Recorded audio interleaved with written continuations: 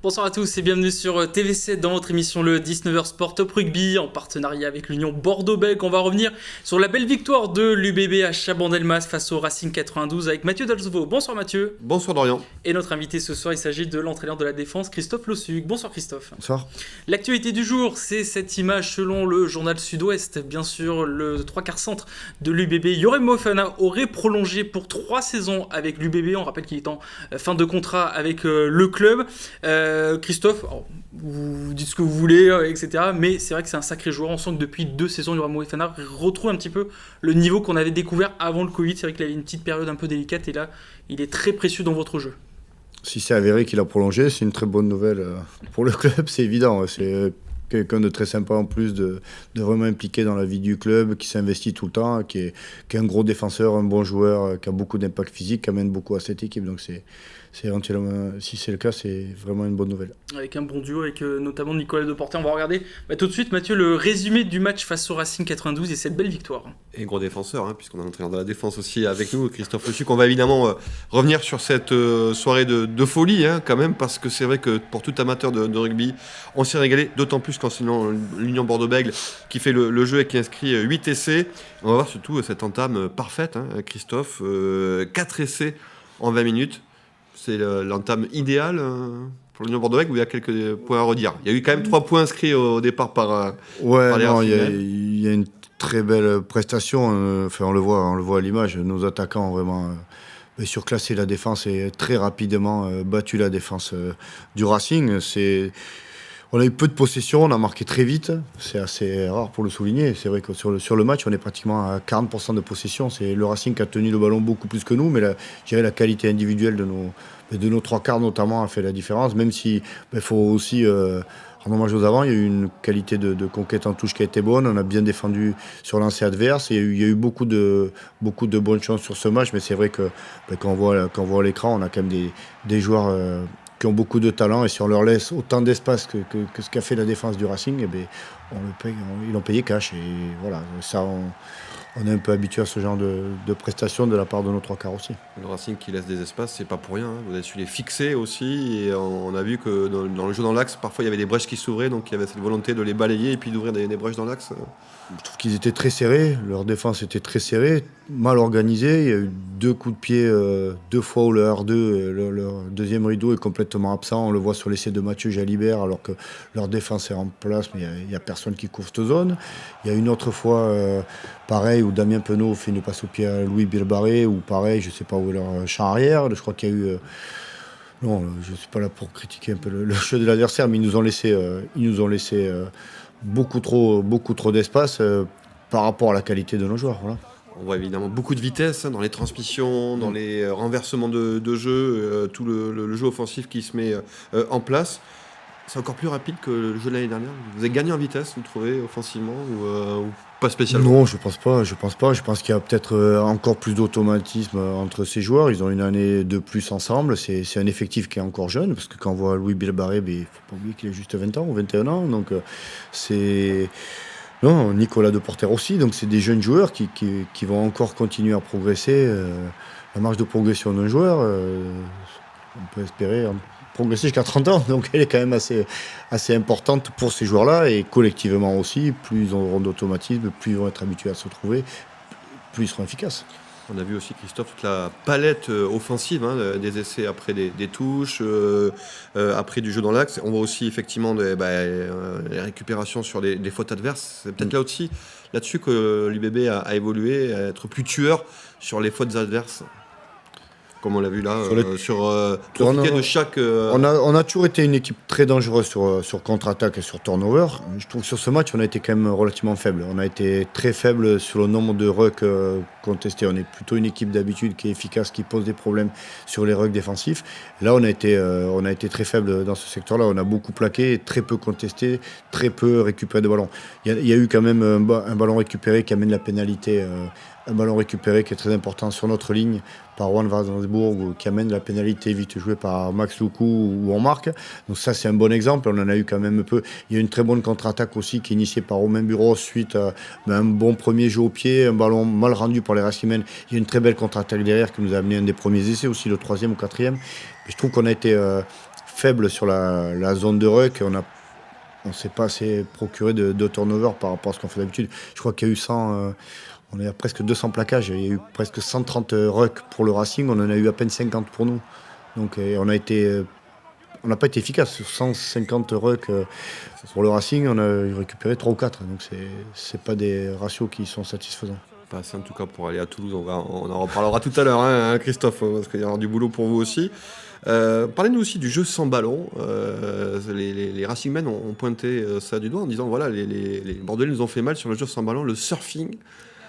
Oui, quand t'es un surfeur, je sais pas si c'est un lien ou pas, mais c'est quelque chose que vous avez travaillé aussi. Nos trois quarts bougent beaucoup, dézonent beaucoup, et nos troisième lignes aussi. Donc ça amène du surnombre partout. C'est sûr que si en face on a une défense qui est assez statique et qui ne se déplace pas et qui est en retard sur tous les déplacements, on l'a vu aussi, je parlais de la contre-attaque tout à l'heure. La contre-attaque, je ne sais plus qui c'est qui marque par contre. Je crois que c'est Louis Bielbarré qui marque. Nico, il y a 4 joueurs à nous dans l'embut. Oui, c'est sûr. L'enjeu au pied, on l'a vu. L'enjeu au pied de Louis Bielbarré. Ouais. Et il y a 4 Bordelais dans l'embut, il n'y a pas un Racingman. Ouais. Donc c'est le jeu sans ballon, ça veut tout dire et rien dire. Mais ce qu'il y a de sûr, c'est qu'ils ont été quand même, pas feignants, mais ils ont été beaucoup plus lents que nous. Quand on voit Louis, on le voit partout, un peu Bielbarré, mais quand on voit ses données GPS, quand on voit les distances qu'il parcourt avec la vitesse sur un terrain, c'est assez impressionnant et ça nous amène beaucoup d'options et beaucoup de solutions offensives un peu partout sur le terrain.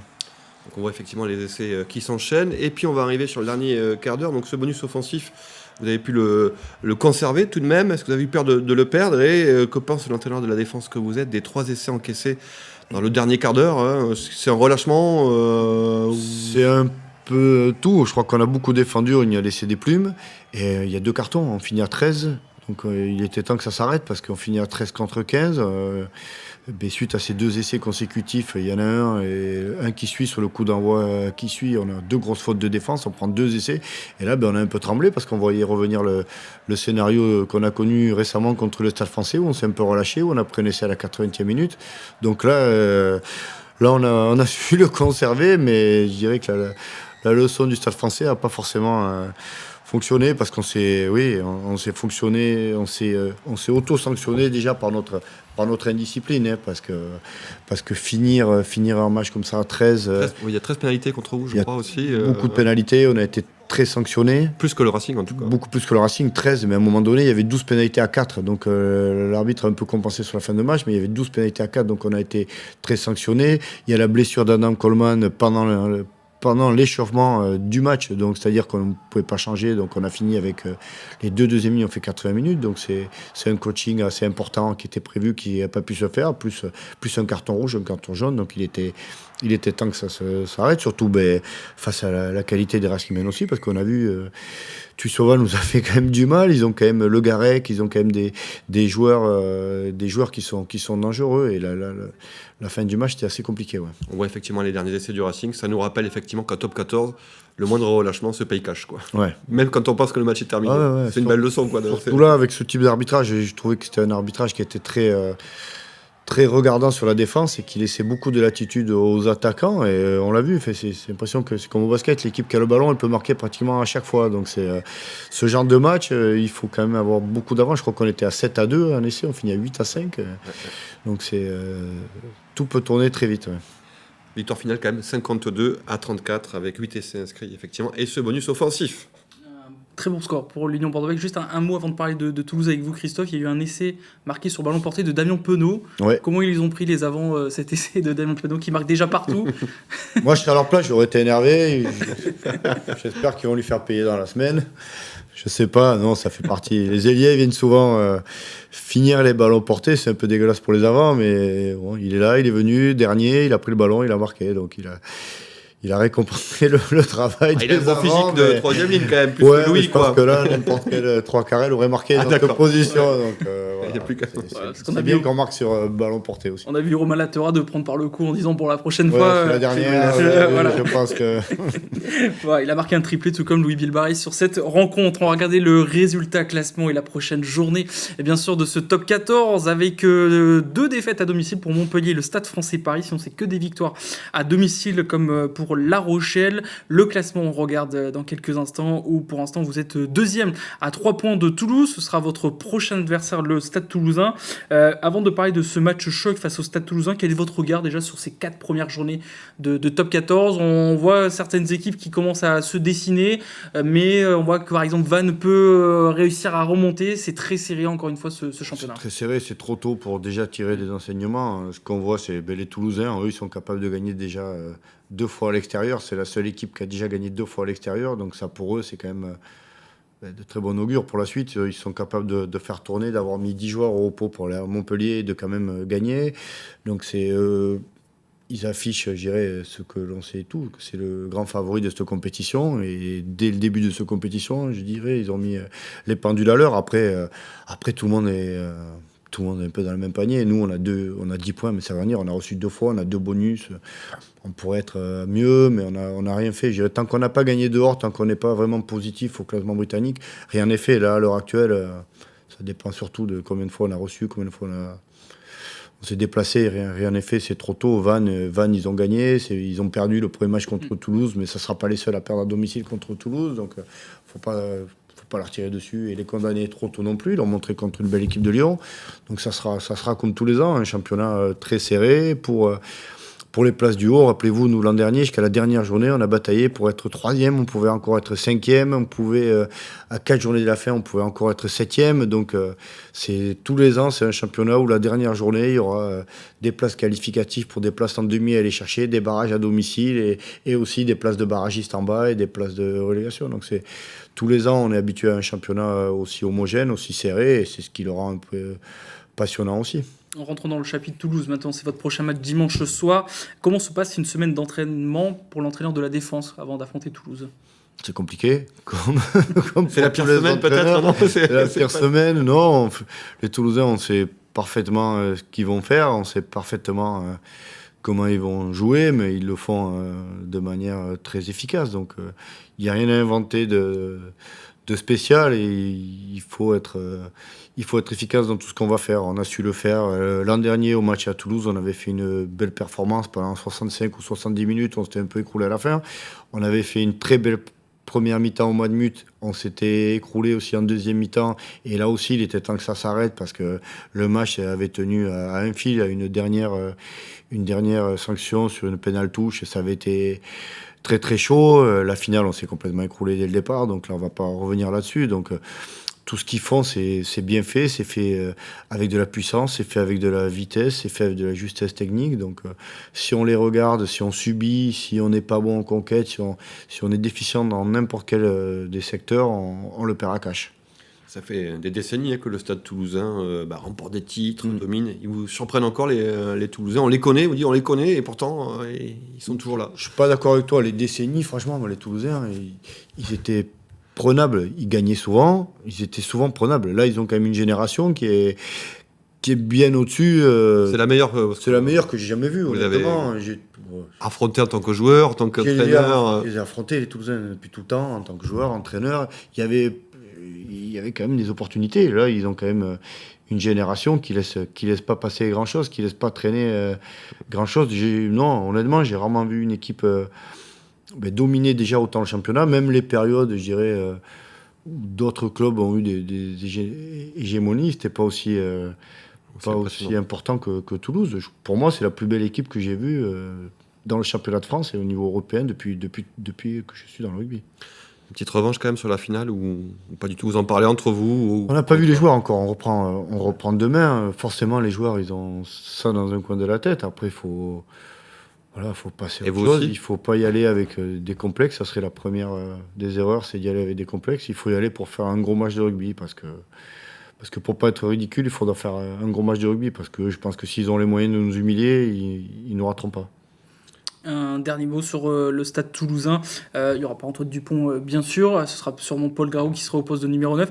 Est-ce que ça change le style du jeu du Stade Toulousain quand on change de numéro 9 comme ça ? Ils ont un peu le même style de jeu. Après, je vais pas faire... je vais pas manquer de respect à Paul Graou, mais Antoine Dupont, il n'y en a qu'un au monde. Il y en a qu'un... Donc c'est forcément pour nous un point en moins qu'il ne soit pas sur la pelouse. On l'a vu pareil, toutes les dernières confrontations, le match au Madmut, il est rentré demi d'ouverture, il nous a fait de tout. Donc c'est quand même un joueur, c'est le meilleur joueur au monde, ça c'est sûr, voire depuis pas mal d'années. Et il est dangereux sur toutes ses interventions, n'importe où sur le terrain. Donc c'est un poison pour toutes les défenses.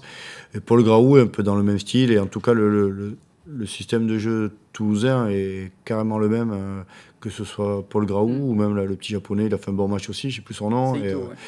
Et Dupont avait forcément beaucoup plus de tolérance si Dupont n'est pas sur le terrain, parce que lui, la moindre opportunité, le moindre petit espace, le moindre petit intervalle, ça fait souvent 7 points. Donc il y a un peu plus de marge quand il n'est pas sur le terrain. Donc rendez-vous dimanche pour voir un peu cette rencontre entre l'UBB et le Stade Toulousain. Et pour conclure cette émission, c'est tout de suite, c'est l'instant UBB.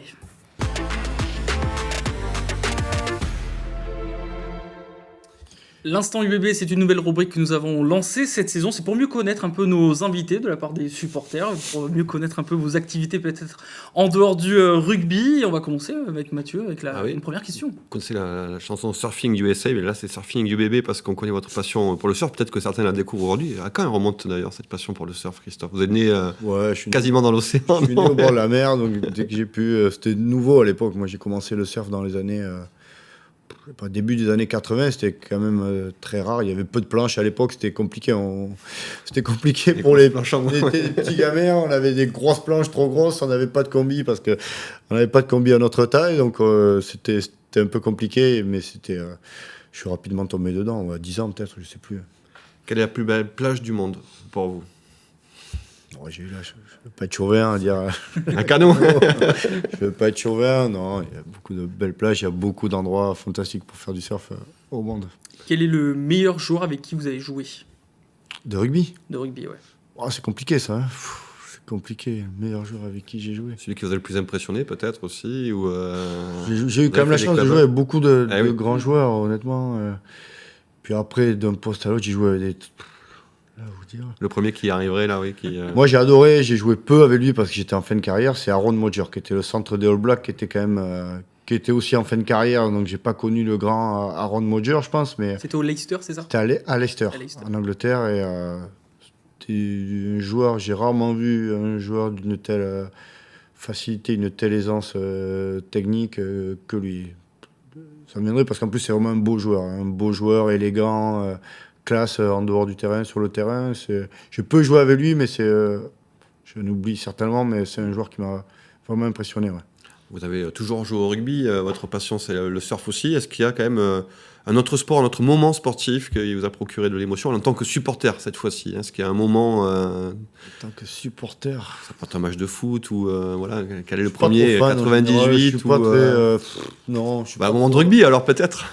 Un moment de rugby alors, le premier mot. C'est égoïste, mes titres à moi, oui. Plus mes plus belles émotions, c'est mes victoires à moi où j'étais sur le terrain, ça forcément. Et laquelle alors ? Même plus que... De toutes, laquelle revient en premier ? Les finales, j'ai fait la finale 98, c'est notre premier titre avec le Stade français, qui est un peu l'apothéose d'une aventure fabuleuse où on est plein de Bordelais à partir en deuxième division, à monter, à être champion. Je pense que ça, c'est le plus beau souvenir de ma carrière en tant que joueur. Après, en tant que téléspectateur ou supporter, même entraîneur, j'ai pas l'impression d'avoir vécu des émotions aussi fortes. Après l'an dernier, la demi-finale à Bordeaux, c'était un très beau moment contre le Stade français. Depuis que je suis entraîneur, c'est peut-être un de mes plus beaux moments, mais j'ai pas forcément je suis pas trop intéressé par regarder les autres. En fait, c'est pas égoïste. Non, mais ni du rugby, ni même le rugby. Honnêtement, je suis pas forcément. C'est pas pâteux de dire ça, mais quand l'équipe de France joue, je suis pas forcément exalté ni très passionné. Donc je suis un peu détaché de tout ça. En tout cas, c'est toujours des bons souvenirs en tant qu'entraîneur ou en tant que joueur. Merci Christophe Le Suc d'avoir été avec nous sur ce plateau pour balayer un peu l'actualité rugby. Mathieu, on va continuer à balayer cette actu rugby avec les 3 autres clubs, Pau, La Rochelle et Bayonne. On se retrouve dans quelques instants sur TV7. À tout de suite.